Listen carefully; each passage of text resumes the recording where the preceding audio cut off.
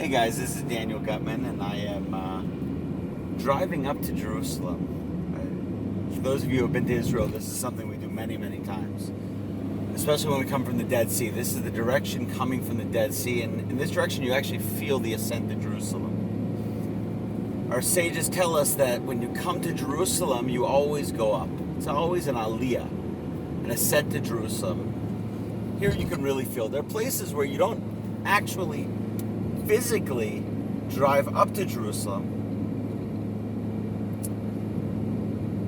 but you actually drive down. So how can that be? If Jerusalem is a place you always go up to, then the truth is it must be the highest place in the world, and that's exactly what the Talmud says. Jerusalem is the highest place in the world. We all know Mount Everest is probably the highest place in the world. Well, that's geographically. Spiritually, Jerusalem is the top. You see the road that I'm driving on. This is my road. This is the road from my home up to Jerusalem. And you can see the hills all around. The desert is slowly making way for greenery, trees. The elevation is climbing, coming from the Dead Sea, the lowest place on earth, to the highest place on earth, highest spiritually. It's a very special thing to come up to Jerusalem. It's an ascent in more ways than one. I get used to it because I do it all the time. It hasn't always been this way. For thousands of years, literally thousands of years, the Jewish people have been dreaming about coming up to Jerusalem. And it hasn't always been simple.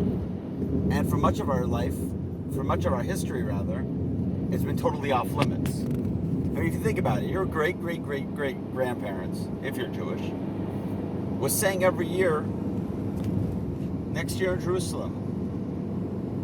And maybe they meant it, and maybe they didn't. Because let's face it, Jerusalem was a faraway dream.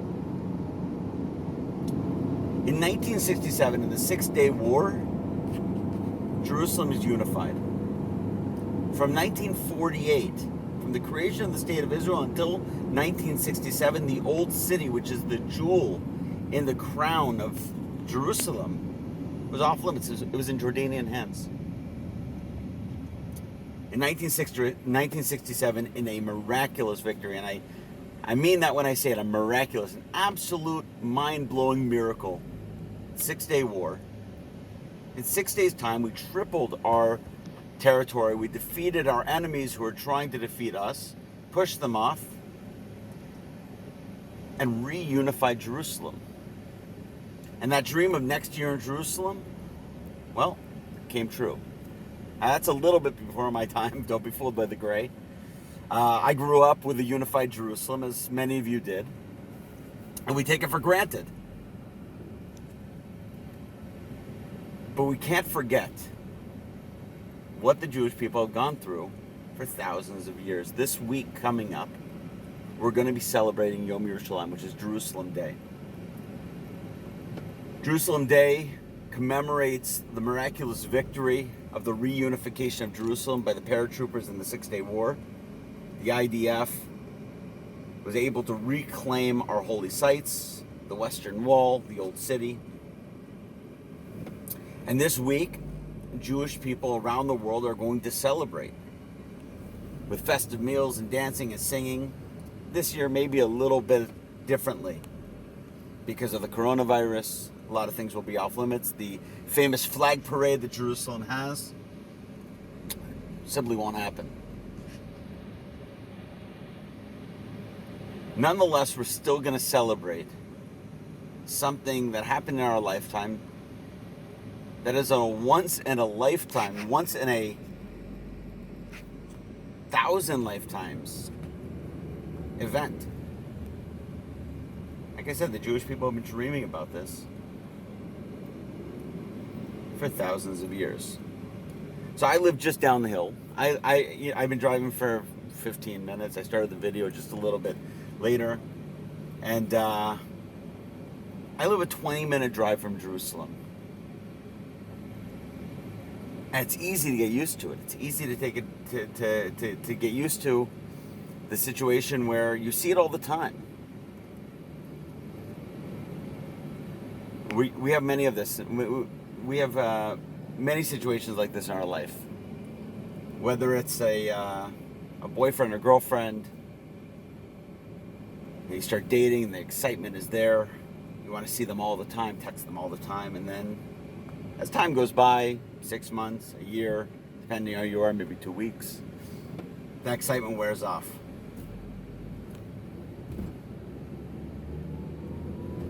You get married, you have the excitement of the first year of marriage, and then you get used to each other. Doesn't mean you don't love each other. It's just the relationship changes. I have the great privilege of being a tour guide in Israel and bringing people to Jerusalem. So I get to see it fresh all the time through other people's eyes. I get to experience through them vicariously the first time coming to Jerusalem. You know, for most people that come to Jerusalem, well, for many people when they come to Jerusalem, they're the first person in their family in thousands of years to be coming and seeing the Western Wall, to be seeing Jerusalem, to be true to their word of next year in Jerusalem. And so I get to see that excitement and that joy and the tears. There's always tears. And with the corona, things have slowed up a little bit.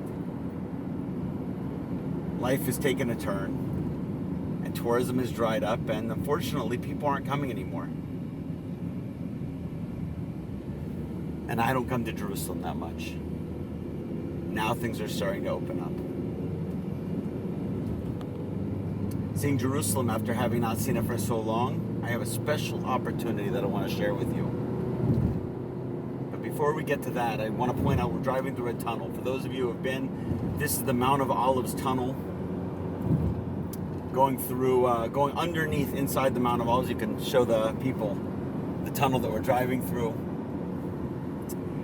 And if you know this tunnel, you'll know that when you come out, there's an exceptional view. My son Suriel is videoing, so I'm going to ask him very nicely to try and get this view, because it's one of the most exciting views in all of Israel.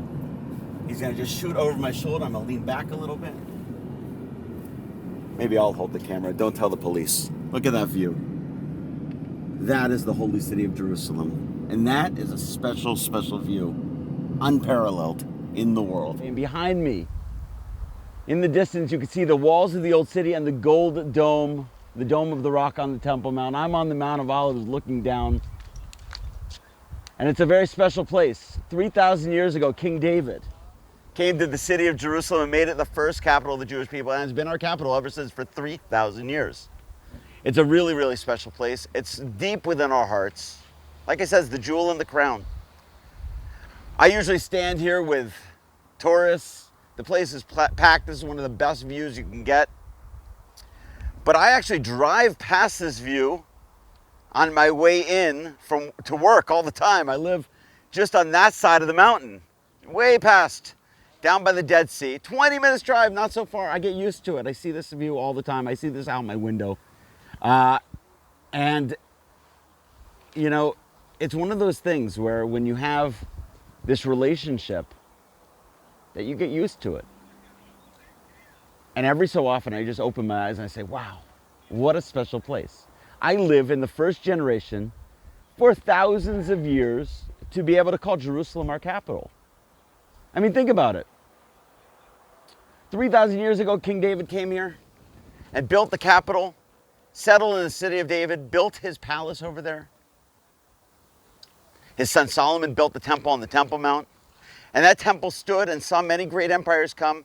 It saw the Assyrian army come and just try and destroy it, and they survived in the year 701 BCE. But in 586 BC, on the 9th day of Tisha B'Av, the Babylonians finally broke through our walls, and destroyed our holy temple. For 70 years, it sat in destruction. But the Jewish people never forgot our capital. 70 years later, after the Babylonian exile, the Babylonians were conquered by the Persians, and we came home and we rebuilt our temple. In 516, before the Common Era, we came back and we built it. And it stood for many, many years. And it saw the Greek invasion, saw them desecrate our temple. The Maccabees came and reclaimed it, took it back, rededicated it. The word for rededication, by the way, is Hanukkah. That's the Hanukkah miracle. The Greeks didn't succeed. But where the Greeks couldn't succeed, the Romans did. The Romans came in, oppressed us harshly until there was a war. For 7 years, we fought against the Romans, tooth and nail, and we put up a great battle, but ultimately, the Romans won. They destroyed our temple. In the year 70 of the Common Era, the temple was destroyed and burned to the ground. And Jews wept. In the year 132, it was turned into a pagan temple, and we cried even more. In the 4th century, Christianity takes over, and the Temple Mount was still left abandoned. The Muslims came back in the 7th century, and they built on the holiest spot in Judaism, the place where the high priest could only enter on the holiest day of the year. They built a shrine, a gold shrine, to memorialize that. Now that gold shrine that we all know is sitting on the holiest place in Judaism. Guys, when we turn in prayer, every synagogue in the world faces Israel. Every synagogue in Israel faces Jerusalem. Every synagogue in Jerusalem faces the Temple Mount, exactly the point of the Dome of the Rock. We say that rock, underneath the Dome of the Rock, that is the place where heaven and earth meet. In fact, we don't even say it's where they meet. The sources are Kabbalistic sources. The deepest spiritual sources of Judaism say that it's not a meeting place, but it's a place where they kiss. Because a kiss is something intimate. A kiss is something ubiquitous across all ethnic groups around the world. And our sources tell us that's because inside of us is our soul. And when two people who are soulmates, connected by the soul, want to connect, that's a kiss. This is the place where heaven and earth kiss. It's the place where God created the world. That stone is called the foundation stone of the world. We're told that when God created the world, it was in one moment in time, in one place in the universe. That's a big bang. You know, science just came around, our generation with the Big Bang Theory, but Jews have been saying it for all these years. Jews and Christians and Muslims, we say that there was a beginning. Yeah, scientists, what happened before the beginning? Well, we don't know. We believers say, well, we know. God said it and bang, it was.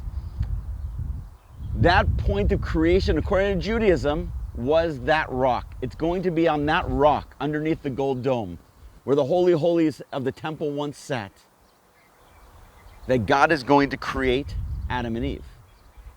If you read the Bible, it says he created them and placed them in the Garden of Eden. Well, where were they before they were placed? According to Jewish tradition, they were here underneath the gold dome. Well, there wasn't a gold dome back there, at the top of a mountain on a stone. Later on, Abraham's going to be the first believer in God, the first one to build a relationship with God. There were many people that believed in him before, but he was the one that saw God as relatable, as being able to have a relationship with him. God, after many, many years, gives him a son, Isaac, in his old age, miracle child. And he says, this is going to be the foundation of your people. When Isaac was in his 30s, God says, take your son and bring him to the place that I'm going to show you, and bring him to me as a sacrifice. And where does Abraham bring him? Onto the mountain of Moriah, on that rock where the world was created. According to Jewish tradition, Jacob is going to go there and have a dream with a ladder going to the heavens. Again, this is a place where heaven and earth meet. Kiss. Jewish sources tell us that this is the place where all souls enter and leave the world. Many people tell me, I feel like I've been here before, even though I'm coming here for the first time. And I say, well, according to Jewish tradition, you have been here. This is where your soul entered the world, and this is the last place your soul is going to leave the world from. According to Jewish tradition, the Mount of Olives on which I'm going to be standing is going to be the beginning of the resurrection of the dead. Since the destruction, the year 70, that holy spot was abandoned until the Muslims came and built a gold dome on top of it.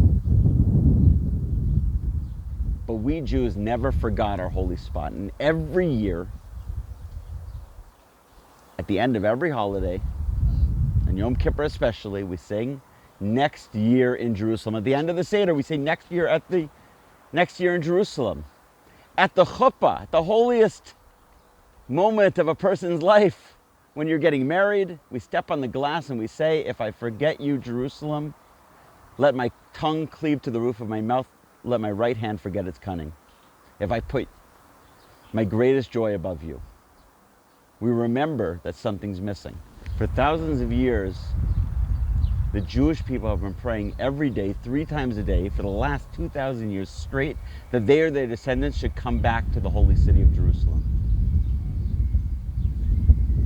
And here we are, we've come home. And for that, we should be excited. This week we're celebrating Yom Yerushalayim from 1967, the reunification of the holy city. It's a day of celebration, a day of joy, dancing. And within the dancing and joy, we have a Jewish custom. Many people come to the lookout over here and they say the Shechianu prayer. Blessed are you, Lord our God, that's kept us alive and sustained us and brought us to this point.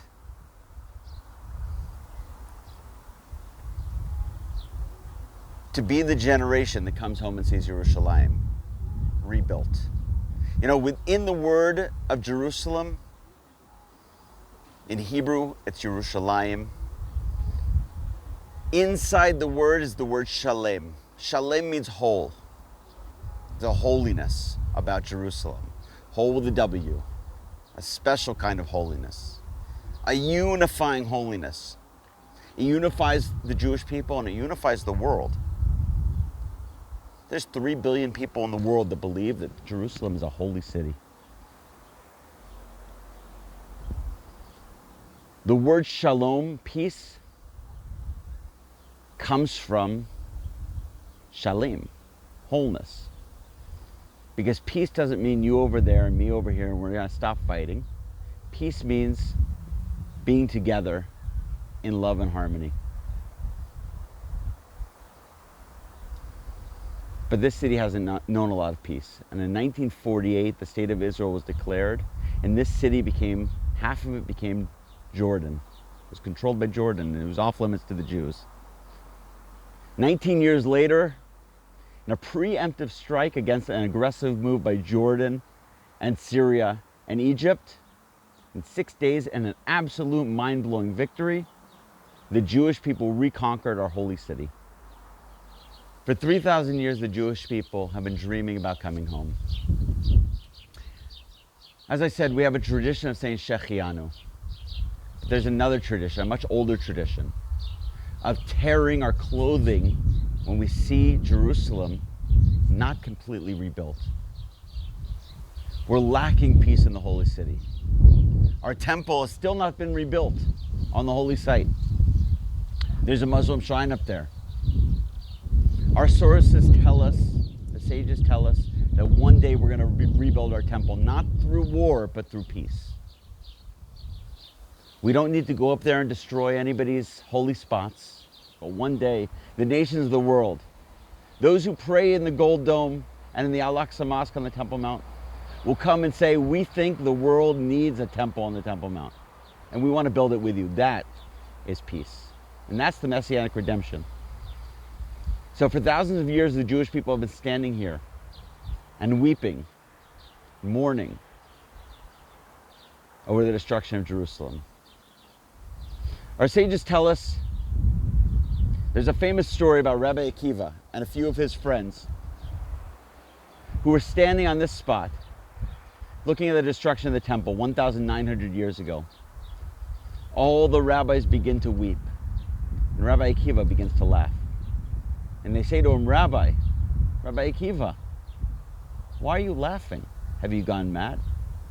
And he says to them, why are you crying? They say we're crying because we see the destroyed ruins of our temple. We see foxes going in and out of the Holy of Holies, where only the high priest could go one day a year on Yom Kippur, the holiest place on earth. For that we cry. Why are you laughing? Rabbi Akiva answers him and says, we have a tradition, a prophecy, that the temple will be destroyed, but it will one day be rebuilt. Where you see destruction, I see laying the groundworks for rebirth. For 2,000 years, our ancestors have been barred from the holy city, but we live in the generation of the rebirth and the return. We have an ancient tradition to tear Kriya here in mourning over the destruction of the temple. So I'm going to show you that now. Baruch Dayan Emet ki kol mishpatav tzedek ve'emet.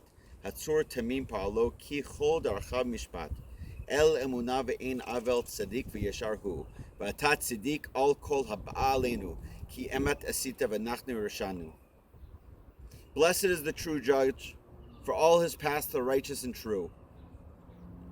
The rock, perfect in his works, a God of faith without iniquity, righteousness, and fair he is. You are righteous in all that has come upon us, for you have acted truthfully while we have acted wickedly. Samchenu ki yemota nitanu. Shenot re'inu ra'a yera'e el avadecha, pa'alecha v'adaracha al b'neim. V'hi ratzon me'elfenecha shetiskenu, b'rachamecha harabim, lirot binyan ha'mikdash v'Yerushalayim of Arei Yisrael v'Yehuda, ki ken yehi ratzon, amen. Gladden us according to the days you afflicted us, the years when we saw evil. May your works be visible to your servants and your majesty upon their children. May it be your will that you make us worthy in your abundant mercy to see the rebuilding of the temple, Jerusalem, and the cities of Israel and Judah. So may it be. Amen.